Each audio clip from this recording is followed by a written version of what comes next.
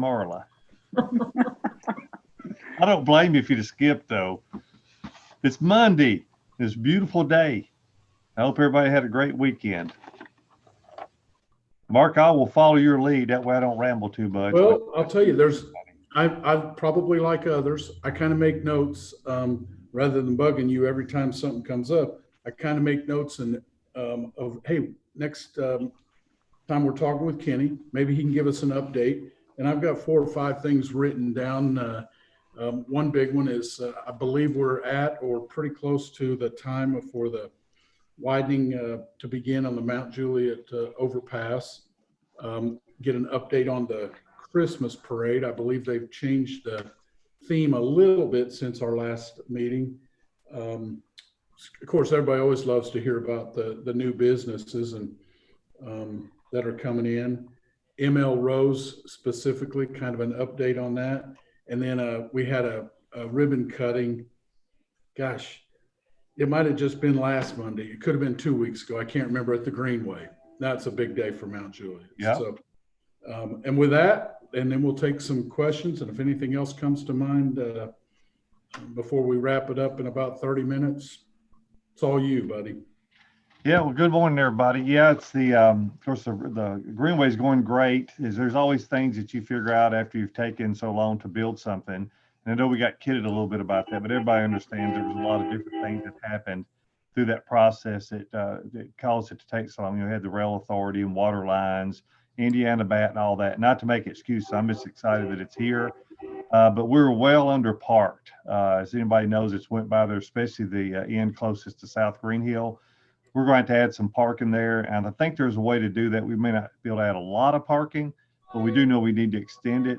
Something else that we know that we need to do is probably put up some rope fencing, like what we used to have at the RTA park, so that folks just don't drive all through the grass. And that'll give a little more of a park setting. So we realize those things. Something I am excited about, though, is we're partnering with Shiloh Church this year, and I think on December 5th, they're going to be there singing pretty much all day. They're going to be putting up and working in conjunction with Needham's Landscape and putting a large Christmas tree in that roundabout, as I call it. There's sort of like a round island there. So it'll be a real pretty Christmas tree that Shiloh Church is going to be putting up there with their church congregation. So I think that'll be beautiful. It'll be a nice addition down there at the Eagle Park. So very excited about that. Everybody that I'm talking to is really enjoying the Greenway. That's been really the only complaint that I've heard about is maybe some lighting. And so we're looking at maybe doing some solar lighting there and some additional parking. So to answer your question, Mark, about the park. And of course, the city and the Parks Board, which I see Miss Tina on here, is still continuing to look at parks land. One thing I'm really excited about is look like we're going to be able to have a lease for $1 a year with Grace United Methodist Church. We'll be calling that Grace Park at the Village. So if the commission approves that lease this coming Monday, we'll get to working on it. Hopefully we can set aside some monies as well through the commission. That way Mr. Lee and his team and the Parks Board can go ahead and start moving full speed ahead on some type of design there. So if everybody out there that's listening is not familiar with Grace Church, it's actually right in the heart of Mount Juliet. It's right up here by Timber Trail and Oak Hall subdivision. It's the church that sort of sits in the valley. And that property is very misleading until you drive down to the church property and you're down there and can see it at scale and walk the property, you realize how beautiful it is. So what we envision there is walking trails, another bark park, maybe some volleyball, maybe at least one multi-purpose field. And of course, the walking trail would encompass nearly the entire property. And at some point in the future, maybe taking the detention pond and making it more of a retention pond and putting a fountain in it. And if you're in the valley where the church property is, it'd make a perfect natural amphitheater, like you would have seen at Riverfront Park, where you've got sort of the staggered seating. So there's a lot of potential there. Mr. Lee's very excited about it. I think Miss Tina's maybe seen the property and they're going to be doing some tours here soon. I'm excited about it because we can invest in the property without having to purchase the property. It enables us to save some parks monies. So I don't know if anybody's got any questions about anything I've talked about so far. I don't want to get too far ahead. Are those on the agenda for next Monday night? They will be. Yeah, Grace Church will definitely be on there if we can get all the lease details worked out this week by Wednesday. We have to have all that done before 5 o'clock on Wednesday. So hopefully we can get that back from the church council, because they have to, of course, work with their council and their board. But we feel really good about it. We had a meeting with them last week, and it was very exciting. Of course, Mr. Lee was there. And that doesn't mean that we're by any means casting away any of the other properties that we're looking at. We're still looking and waiting for the Parks Board and Mr. Lee to sort of narrow down. What I'd love to see is that, because it's easy to look at lots and lots of properties and get really excited. But what I'd like to do is take the properties that we've got and let the Parks Board and the Parks Director say, here's our number one choice, and let us take that and get that before the City Commission. And if, and we want to work with how they want to work. So I'm not going to force them or rush them in any way.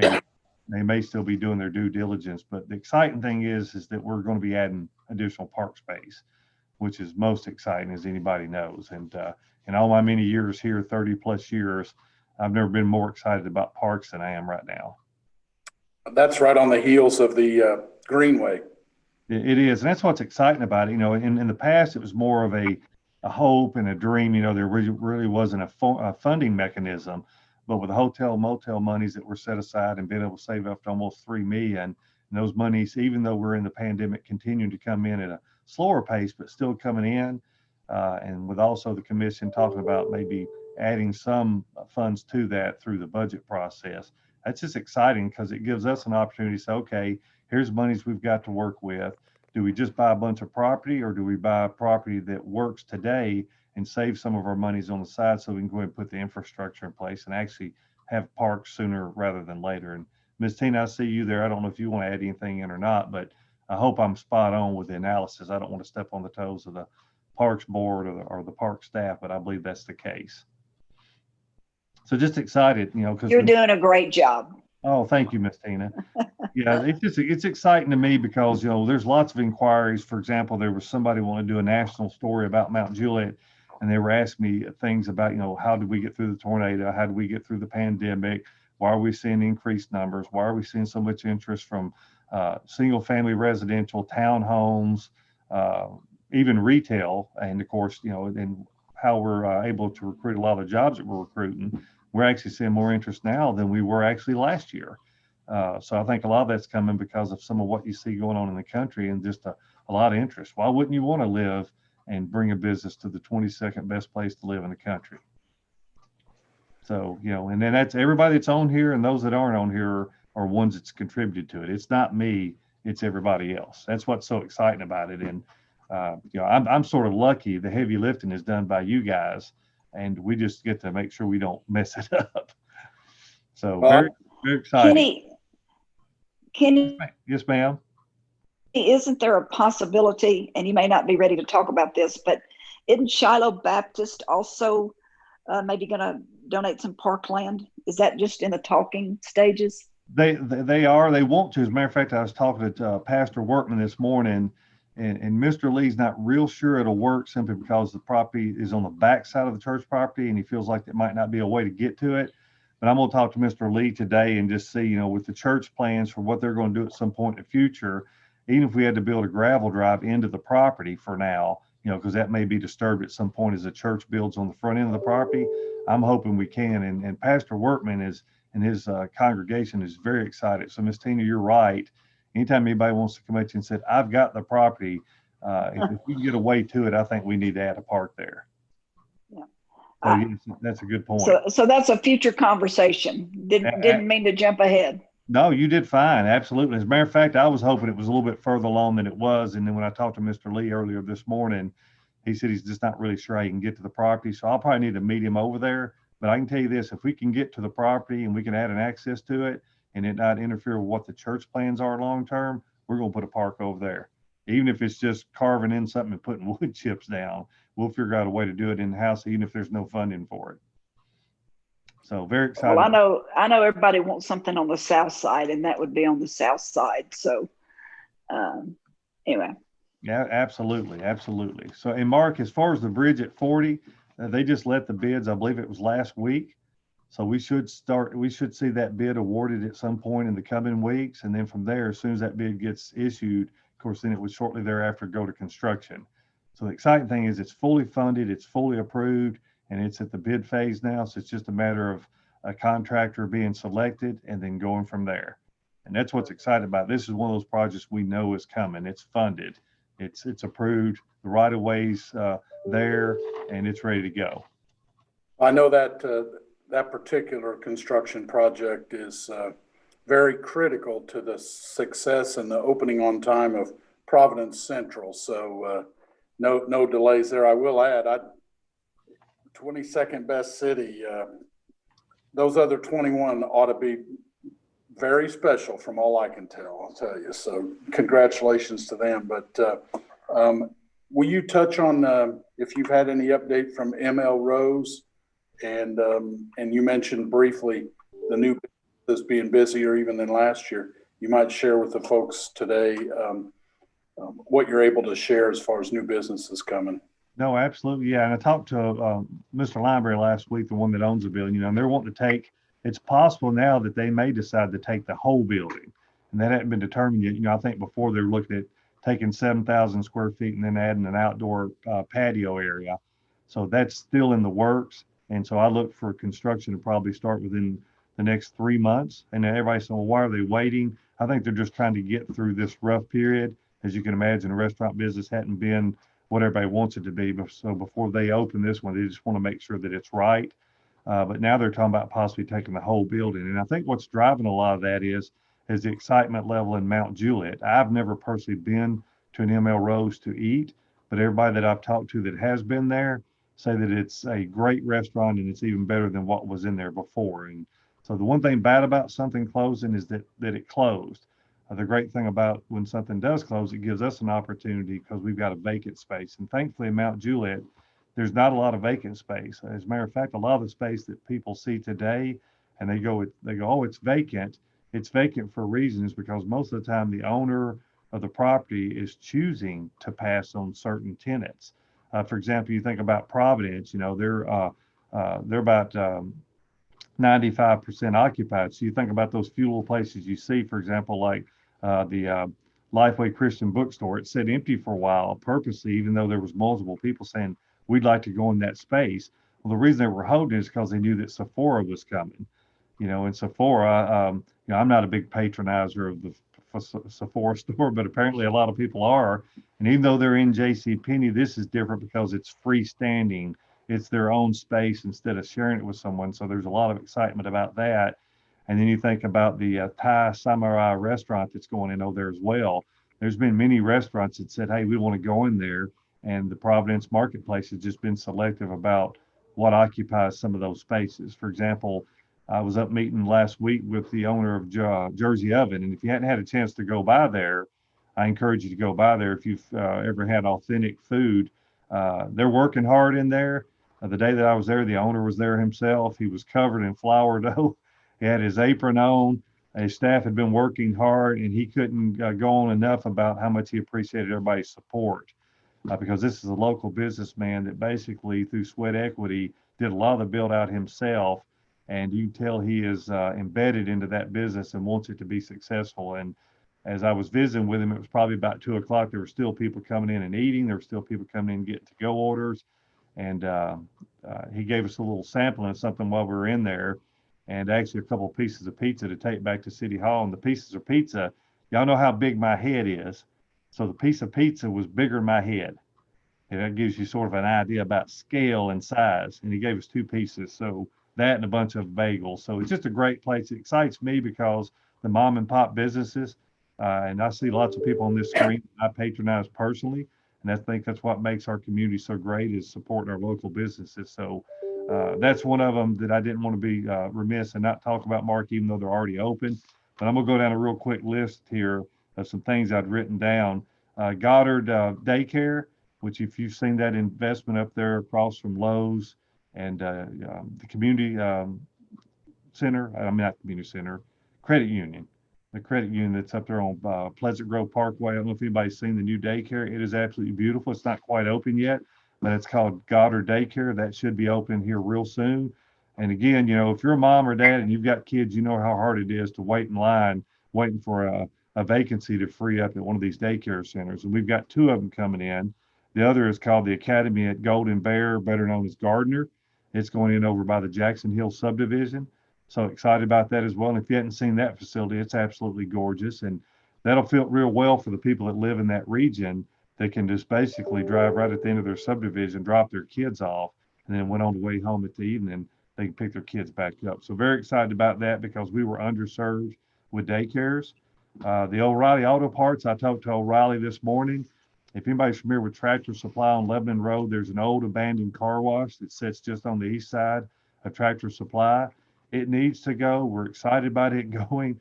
And in the next 3 to 6 months, I spoke to corporate this morning, O'Reilly Auto Parts will be starting a new auto parts store at that location, which will be a total new ground up building.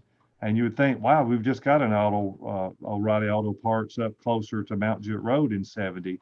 True, but they're doing so well there, they need a second location. So if they're going to be, I'd rather it be in our city, in our county, than it would be in Davidson County. So excited about that. And speaking of auto parts store, I know our folks missed the Pier 1, but as everybody know, they closed every Pier 1 store, so that just wasn't Mount Juliet. There's a brand new Advanced Auto Parts. It's going to be taking 7,000 square feet of that building. If you live on the south side and you've been waiting for an auto parts store, it's taken us 15 years to get one, but you're fixing to get one over there. And I got a lot of people hopefully excited about that.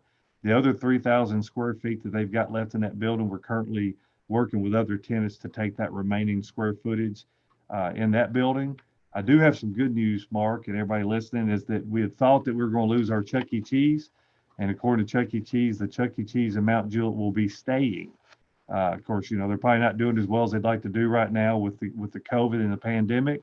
I think everybody understands that, but they believe in Mount Juliet and they want to be here long term. So, you know, that's a great sign. And no matter what their future holds, as far as I'm concerned, they're staying today, and that's what's most important. So very excited about that.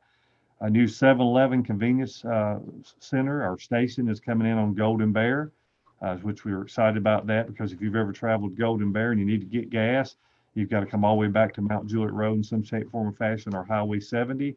So our citizens and residents and those that visit our community will be able to get gas and convenience over there on Golden Bear here real soon as well. Some have been asking about the progress of the residence, which is the assisted living facility across from Two Rivers Ford on Blenda Parkway.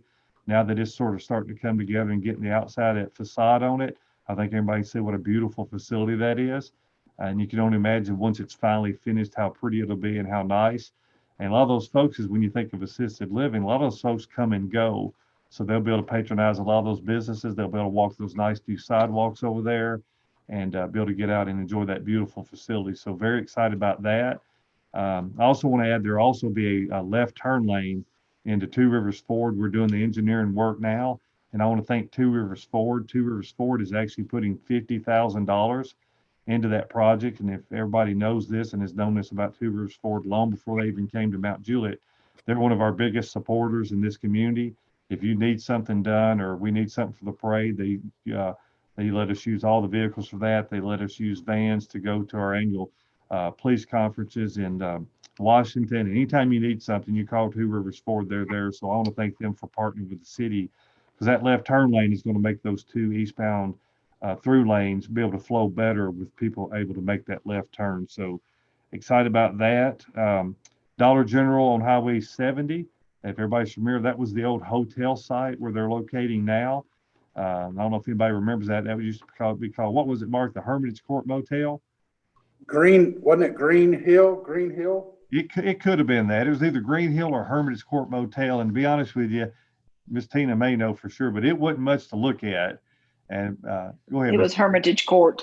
Yeah, Hermitage Court. And we had Hermitage Court. We had a lot of police calls there. I'll say that. So when it finally got torn down, that was a code situation supported by the city leadership and our elected body. And I was so proud of our codes at that time for getting that hotel torn down. So at least it's been a beautiful site since that point.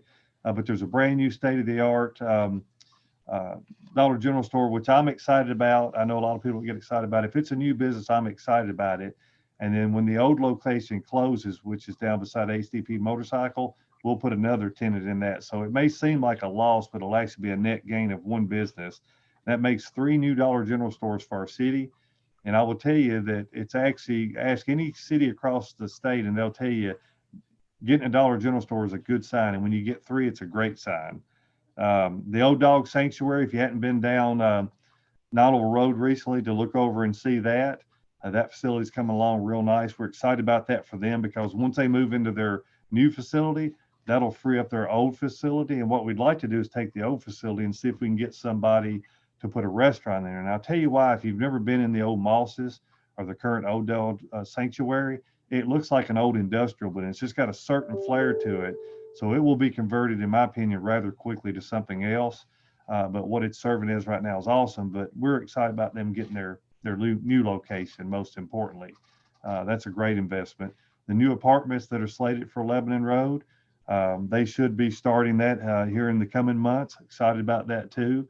I know a lot of folks are not excited about apartments, but I'm excited about that particular project. I think it'll be good for Noddle Road. I think it'll be good for what you're seeing on Lebanon Road, most importantly. And then the Bubba Coos and Subway. If you've noticed, they've started some construction beside the Exxon up here on Mount Jewett Road.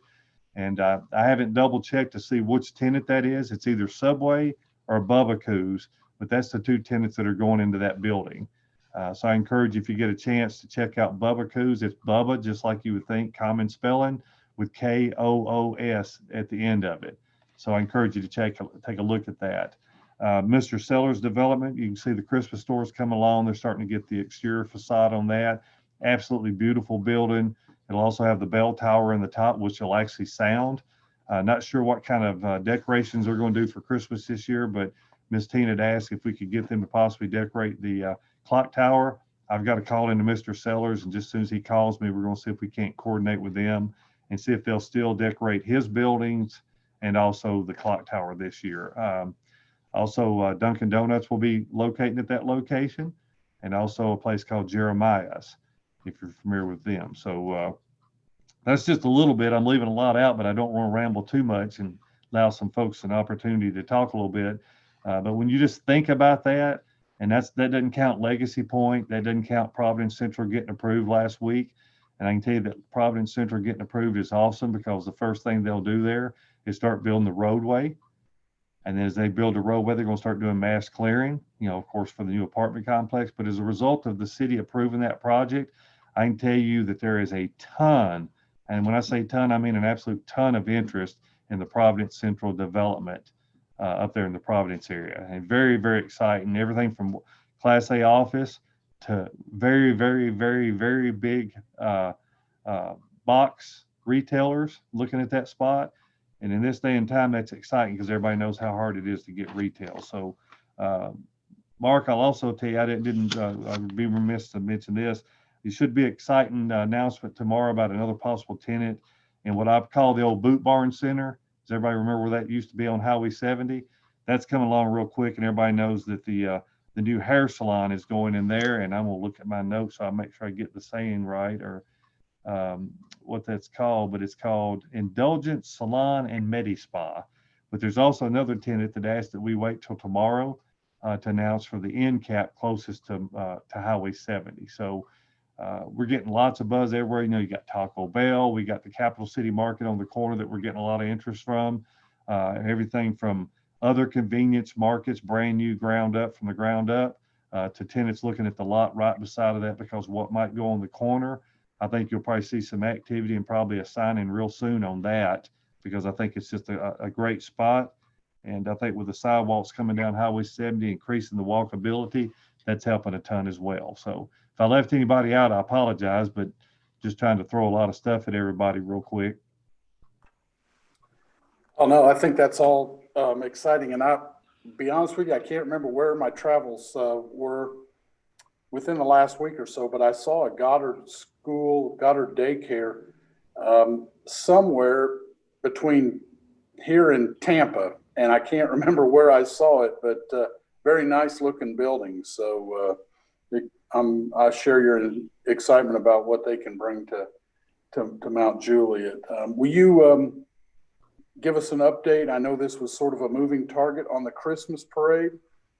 Absolutely. And I see Miss Tina's got her hand up, so let me go to her real quick, and then I'm gonna look at my note I got from this morning about the Christmas parade. You just mentioned some new apartments on Lebanon Road. No, I meant I may have said Lebanon Road, and if I did, I apologize. On Nonneville Road. Okay. Yeah, those are the ones that were approved years ago, right there in front of Gotcha. Wintry Trace.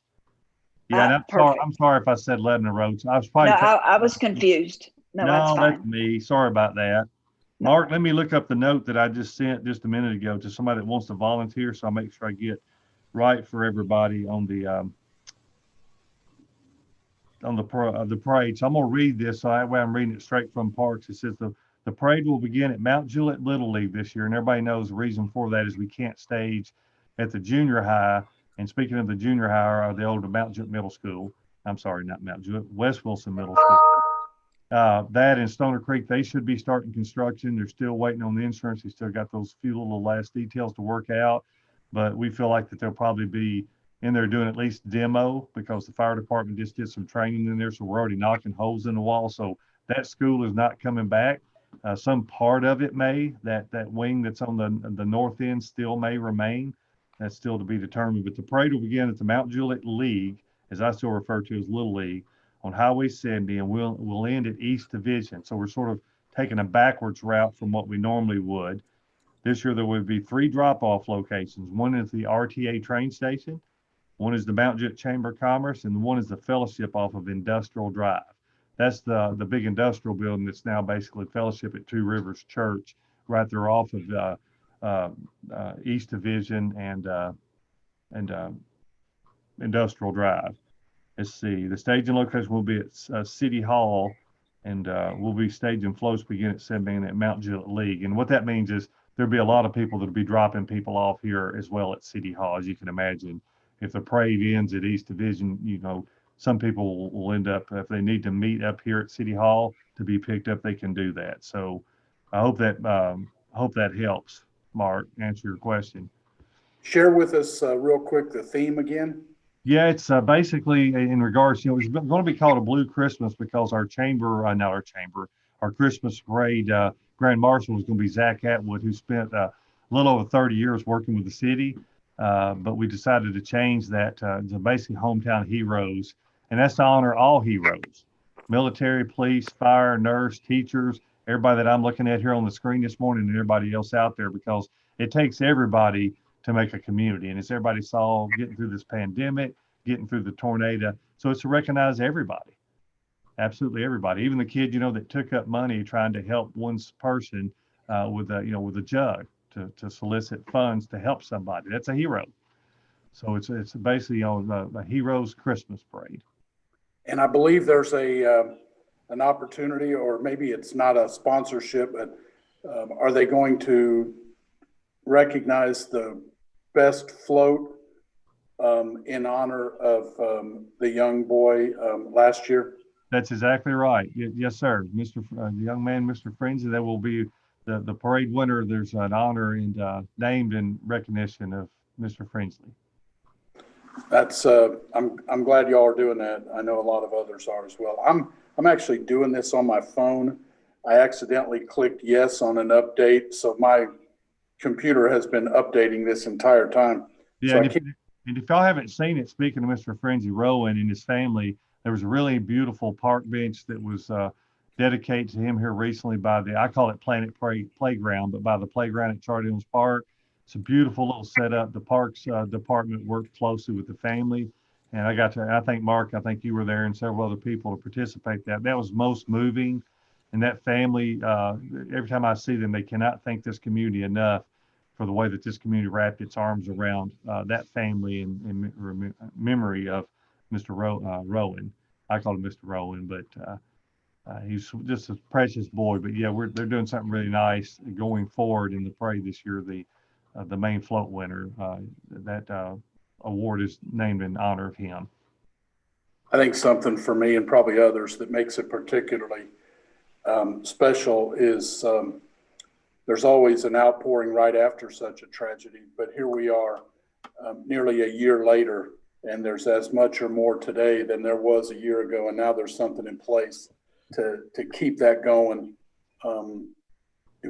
long after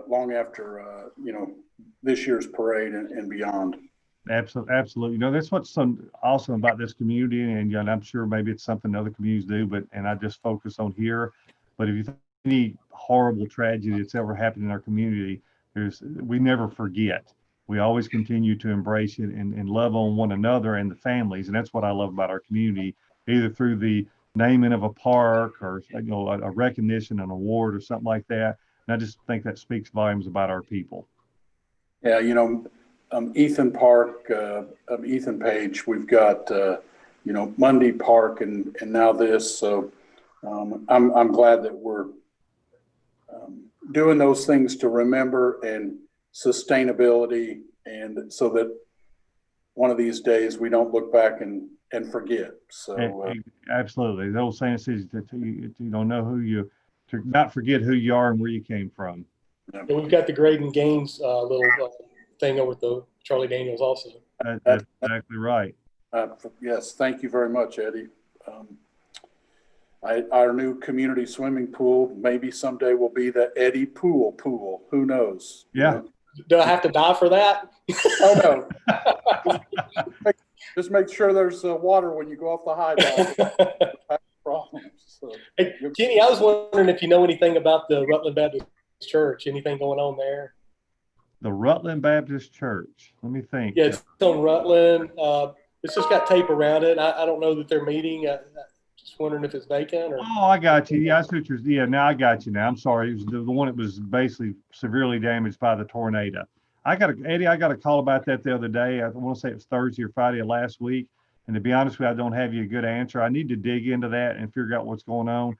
I have a feeling it's still related to insurance, and that the church wants to go back there because that church has been there for many, many years. Mm-hmm. I need to dig into that, and I apologize. I don't have an answer for you. I was asked that same question, and it may have been you that asked me that last week, and I just hadn't got an answer yet. I need to dig into that, so I apologize. But if I was speculating, I would say it's as a result of the insurance. Yeah. I've got a kind of a side note. I've got a couple of churches that need spots if you come across anything. Absolutely. And I tell you, I want to thank too the Panettone group and the folks, that if you've been out that way on Golden Bear, Mark, I know everybody's probably seen the Amazon, but if you get a chance to go behind there in that development at Beckwith Farms and see what had happened right after the tornado, as opposed to what they've done today. And I got to thank them just for what they've done on Golden Bear. I don't know if anybody drove through there that remember what it looked like weeks after the tornado went through, but there was metal and debris everywhere. And you go out through there now and you really can't see any remnants of it. Not only did they go out and pick up every piece of debris, they went in and cleaned out all those trees that were knocked down and all the underbrush. And it's got a park-like setting out there now. And with all the road improvements going out there, with the development that's coming out there, with the traffic signals that are going out there, including the one at the interstate, Golden Bear is just absolutely going to be beautiful when it's all said and done and all the construction's gone. And I got to say this, I love our clock tower, but what the RTA's done, Mark, I know you got a perfect front row seat over there, you and Miss Marla. If you've had a chance to see that view now that all the street lights are back in, and the parking lot lights are in, the decorative poles that run all the way to Mount Jewett Road now with the walkway, it's just lit up. We got all those old dead trees out of there. And once they get all the construction finished and we start being able to get some landscaping in there, which we're going to be doing at the clock tower as well, that's just turned out to be an absolutely beautiful area. And what I love about it is still going to be enough green space to have our annual flag honor and ceremony that we have there every year. It's going to be absolutely beautiful. And they got all that lighting now that lights up that corner so well. It's going to be an even better spot this coming year. So, I mean, it's everywhere that you look. I don't know if everybody agree with me or not. Right in the middle of a pandemic, on the heels of a tornado, and you cannot tell that in this community. You cannot tell it from its spirit. Our spirit was knocked, and we got knocked back on our heels a little bit momentarily. But the way this community come together, and again, I mean this sincerely, that is everybody that's contributed to that. You cannot tell it today. Schools. I will agree that you can drive by the schools and you can still see them, and that hurts us. But just fast forward another year or two when those schools are done. I know it hurts to say a year or two, but it's going to be worth the wait to see those new schools. Yeah, my understanding is the middle school will sort of mirror hopefully the the Gladeville Middle School, and what a statement right on Mount Juliet Road. So That's exactly right. So we apologize for that, but I can tell you the school system is working hard. We're helping them in every way we can. We're going to expedite once they get that green light from the insurance companies, because I know there's some rumors out there that somehow know the city was holding them up. Nothing could be farther from the truth. We're helping in every shape, form, or fashion, every way that we can. And the minute they get the green light because of where that's at, if we can let them work 24/7, we're going to do it. We're going to do everything we can to help our schools get back on their feet. And I know everybody listening will as well. I can't see the if there are any questions on my phone. We're good. We're good? We're good. Awesome. Well, let me just close with a couple of quick things real quick. You mentioned the importance and the enthusiasm behind the Providence Central development. This Wednesday, Mike Murphy will actually be presenting the program at our monthly luncheon to give us an update, probably some elevations and site plan and stuff like that for the new project. So we'll record that most likely and make it available on our YouTube channel afterwards. That's exciting. And tomorrow we're also doing chamber networks. Both the luncheon and the networks are a hybrid, some zoomed in, some present, but we're transitioning as quickly as we can while being very, very responsible and recognizing people's apprehensions, and others are enthused. So I hope you'll, if anybody watching, that luncheon is sold out. The networks may very well be as far as in person, but we can certainly Zoom you in. And if nobody has anything else, Kaylee Dunn, I saw you on there. I can't see if you're still there. If you are, please call me sometime later this afternoon if you would. And with that, being no further business, Kenny, I know you got a lot going on. The agenda was packed Thursday night last week at the Planning Commission. Lots of residential development, still a lot of enthusiasm about folks wanting to come to Mount Juliet. All of you, thank you for your continued support of the chamber. And we will see you, if not before. Hey, Mark. Yes, sir. I had one more thing because this is so important. I want to thank our citizens for supporting this, and I want to thank our elected body for supporting this. You know, we're on the cusp of getting a brand new fire hall, brand new fire truck, a hardened police facility. You know, and the commission's looking for what could be up between $3 and $6 million. You know, and the plan going forward to add even more police officers and other features in our city. And I just want to thank them for that. You know, for keeping us most safe. You know, you think about that, we're adding a $30,000 addition to the existing fire station behind our city. Also, we can get our ladder truck into that facility, which makes for a better response. Everybody knows we were leaving it at Green Hill Church, and the wind got that. So, I mean, there's just so much going on. And I just want to thank our commission for getting behind us and supporting us on these things. They may not seem like big deals, but to get 9 firefighters, another fire hall, a fire truck, another place to put another fire truck, and a hardened police facility is absolutely huge for our community. So I want to thank them and thank everybody out there, because without you, it wouldn't be possible. So thank you. Thank you, Kenny. You know, and folks that are thinking about moving or relocating their business or their families to Mount Juliet, those things matter. They look and see the forward thinking, the planning. They know that while it's great today, it's going to even be better tomorrow.